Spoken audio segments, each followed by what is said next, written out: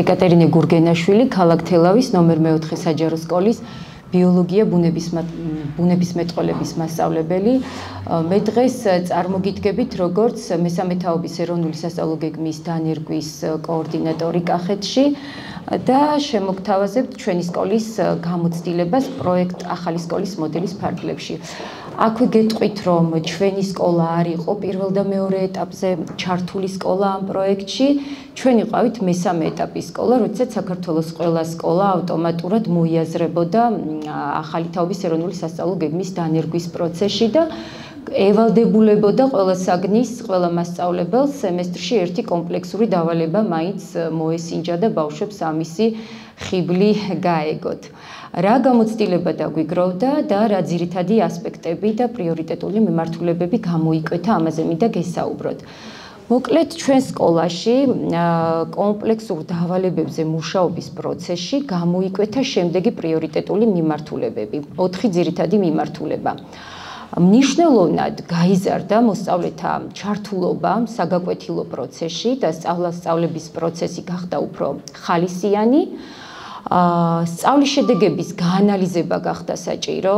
კომპლექსურ დავალებებზე მუშაობის პროცესმა დაგვანახა, რომ აუცილებელი იყო მოსწავლეთა სწავლის შედეგების გაანალიზება, რასაც ასე თუ ისე მანამდე ვახერხებდით სხვადასხვა მექანიზმებით, მაგრამ რაღაცნაირად სიღრმისეულად გახდა ამ კუთხით ყურადღება გასამახვილებელი და ამისათვის დავნერგეთ სხვა მექანიზმები, რომელსაც ვიტყვი, რომ არ არის იდეალური და საბოლოოდ გამართული ეს მექანიზმები და დღემდე ვმუშაობთ ამ პროცესზე, რომ დავხვეწოთ.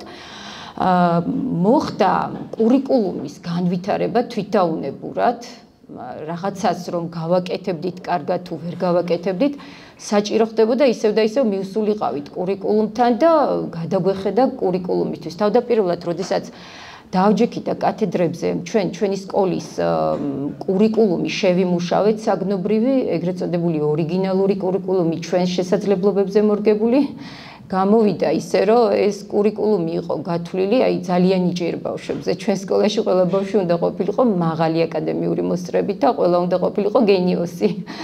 ესეთი რაღაც მოგვივიდა და საჭირო გახდა ძალიან მალე, რომ მივხვდით, ისევ და ისევ მიუბრუნებულიყავით კათედრები კურიკულუმზე, გვეთანამშრომლა უფრო მჭიდროდ, არა მხოლოდ კათედრის პედაგოგებს, არამედ კათედრებს შორისაც მჭიდრო თანამშრომლობითი ურთიერთკავშირები დაგვემყარებინა და მოდიფიცირება შეგვეტანა. ანუ უფრო სწავლების პროცესი გაგვეხადა მოსწავლეზე ორიენტირებული. ჩაგვეშენებინა ისეთი ტიპის დავალებები და აქტივობები, რომელიც მოიაზრებდა ყველა ტიპის მოსწავლის ჩართულობას საგაკვეთილო პროცესში. და მეოთხე რა მიმართულებაც გამოიკვეთა, ეს იყო სკოლაში გამოჩნდნენ ცალსახად ლიდერი მასწავლებლები, რომლებიც ქმნიდნენ სასკოლო კლიმატს და ხელს უწყობდნენ სასკოლო კულტურის განვითარებას. მოკლედ, მოსწავლეთა ჩართულობის გაუმჯობესება სასწავლო პროცესში და სწავლის შედეგების ანალიზი. მოკლედ, ჩვენ ესეთი მექანიზმი შემოვიტანეთ გასულ სასწავლო წელს, მოვახდინეთ სასკოლო წერების შემუშავება, ტესტირება მე-6-დან მე-11 კლასის ჩათვლით, ყველა პარალელ კლასში, ყველა საგანში, ჩვენ მრავალრიცხოვან სკოლას წარმოვადგენთ, 1000-ზე მეტი ბავშვია ჩვენ სკოლაში.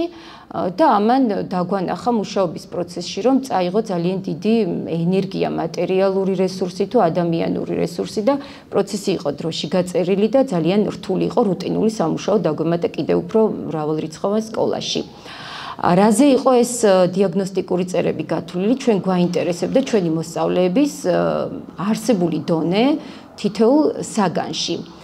დიაგნოსტიკური წერის ტესტები შედგენის დროს გავითვალისწინეთ ცოდნის სამივე კატეგორიაზე მორგებული დავალებები და აქცენტი გავაკეთეთ როგორც დეკლარატიულ ცოდნაზე, თქვათ, ისეთი ტიპის დავალებებზე, დახურულ-ბოლოიან დავალებებზე, ასევე პირობისეული დავალებებიც შევიტანეთ, სადაც უნდა მოსწავლეებს ცოდნის ტრანსფერი მოეხდინათ.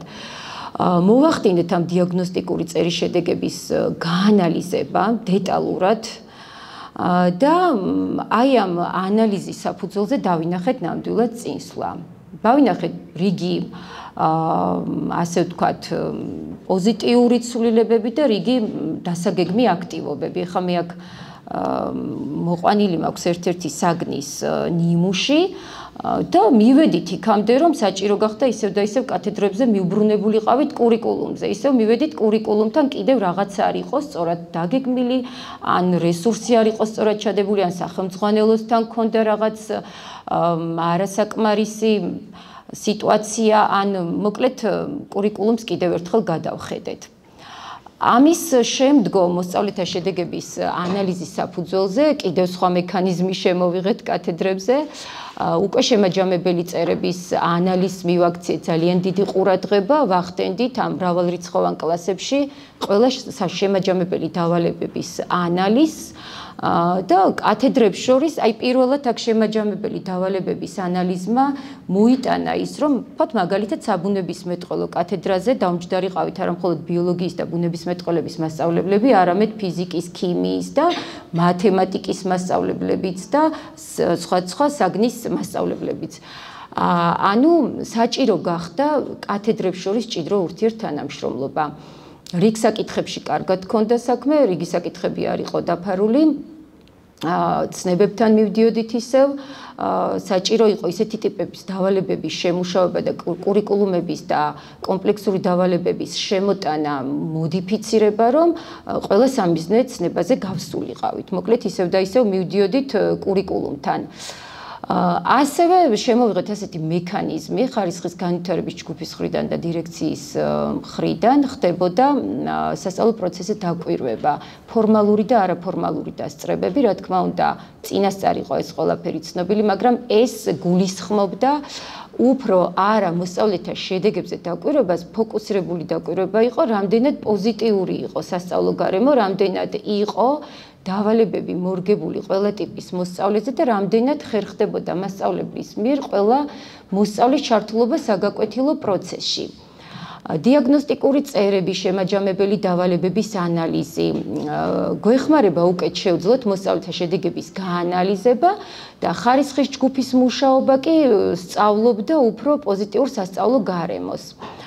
კათედრებზე მოსწავლეთა შედეგების გაანალიზების შემდგომ უკვე ისევ და ისევ მოხდა კურიკულუმის გადასინჯვა, დავალებების მოდიფიცირება, ინტერვენციების დაგეგმვა და კურიკულუმის განვითარება.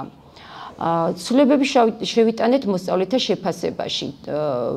მანამდე ჰქონდა ასეთი პრეცედენტი, მაგალითად საბუნებისმეტყველო კათედრაზე გასულ სასწავლო წელს ვაფასებდით მხოლოდ შემაჯამებელი დავალების კომპონენტში მოსწავლეებს, თავიდანვე დავაანონსეთ, ეს მოსწავლეებთან და მშობლებთან შეთანხმებით მოხდა თავიდანვე საწყის ეტაპზე, რომ მოსწავლეები შეფასდებოდნენ მხოლოდ შემაჯამებელი დავალების კომპონენტში, თავისუფლდებოდნენ ისინი ყოველდღიური გამოკითხვისაგან და ასე შემდეგ და ძალიან დიდი აქცენტი კეთდებოდა შემაჯამებელი დავალების კომპონენტზე. შემდეგ, როდესაც მოვახდინეთ წლის ბოლოს მიღებული შედეგების გაანალიზება, იყო პოზიტიური მხარეებიც და ნეგატიურიც და ისევ ცვლილება შევიტანეთ წელს უკვე შევთანხმდით და ჩვენ სკოლაში შეფასება ორ კომპონენტში ხდება, საკლასო და შემაჯამებელი დავალების კომპონენტში. ცვლილება შევიტანეთ განმავითარებელი შეფასების კუთხითაც. თუ მანამდე ვახდენდით მხოლოდ მოსწავლეთა სიტყვიერ უკავშირს, ძალიან დიდი ყურადღება მივაქციეთ და ვაქცევთ დღემდე მოსწავლეთა თვითრეფლექსიურ ნაწილს.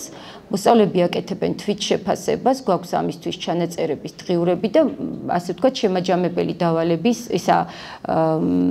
მოსწავლეთა შეფასების ჩვენეული გამოცდილება დავაგროვეთ და ამაზე მუშაობენ მოსწავლეები. ასევე ყურადღებას ვაქცევთ მასწავლებლის თვითრეფლექსიას. საბოლოო ჯამში მოხდა სკოლაში ნამდვილად კურიკულუმის განვითარება, რამაც ცალსახად დაგვანახა სკოლის განვითარება პოზიტიურ ჭრილში. მოკლედ ჩვენ შემაჯამებელთ ეს ამაზე ვისაუბრე უკვე ერთი წამით, მინდა მეოთხეთან შევამოკლო და დროს გაუფრთხილ და ლიდერობის კომპონენტზეც ვისაუბრო.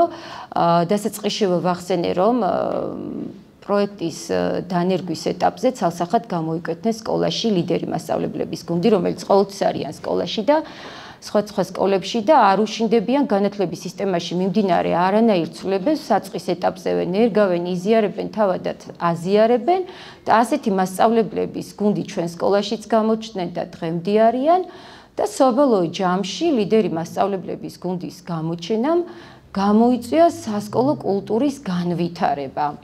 მე ძალიან შევეცადე ჩვენი სკოლის მაგალითი წარმომეჩინა, რაღაცნაირად შევამოკლე, მე ჩემს კოლეგასთან ერთად უნდა დეტალურად წარმედგინა და რიგი მიზეზების გამო მარტოს მომიწია და თუ რამე შეკითხვები გაქვთ, მზად ვარ რომ გიპასუხოთ. მადლობა.